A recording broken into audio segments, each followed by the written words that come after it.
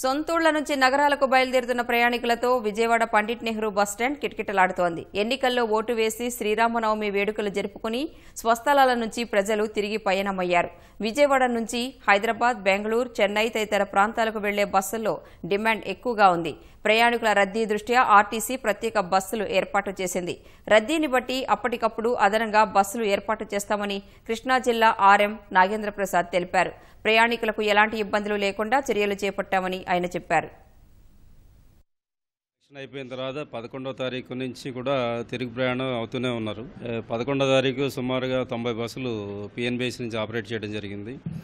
అలాగే మొన్న శుక్రవారము, శనివారము కూడా 120 బస్సుల దాకా హైదరాబాద్, బెంగళూరు, చెన్నై వెళ్ళినాయి. ఈరోజు 150 బస్సులు ప్లాన్ చేశాము. ఇంకా ట్రాఫిక్ ఉంటే మా దగ్గర బస్సులు అయితే రెడీగా పెట్టుకున్నాము.